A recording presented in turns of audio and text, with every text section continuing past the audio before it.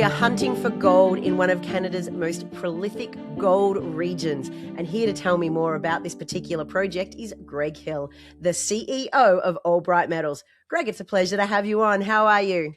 Very well. How about you? I'm very well. Thank you for asking. It's a great time of year. It is, yes, and a very exciting time for us at Albright Metals. It certainly is, and I'm so glad you've found the time to talk to me today because I do love the New Brunswick region in Canada, which, as I alluded to at the start of today's conversation, has been a prolific gold region, home to some major gold deposits. Now, you are currently working at the Golden Pike Project out here. Tell me, what do you like about this project? Why are you out here?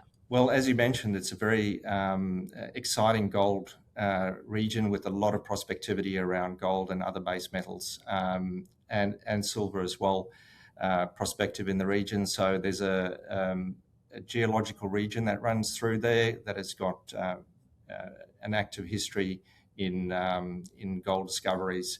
So we're very excited about this ground because it's actually quite a large claim group within the New Brunswick province, and many opportunities in that claim group to actually find gold.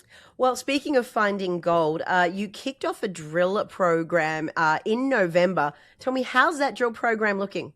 Yes, it's going very well. We're almost complete with the drilling on the gold. This gold that we're drilling on at the moment is a known gold deposit on our claims. And we're doing infill and extensional drilling to understand that ore body better and be able to move it forward in our program.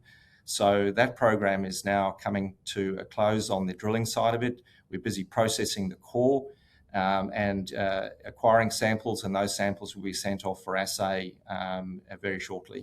That sounds like there'll be some assays for waiting for investors in early 2026.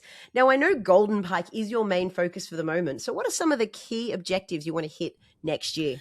So our key objectives next year is to upgrade that gold deposit in terms of ounces and compliance in the resource, and to move that forward towards an ability to be able to mine that and monetize that asset.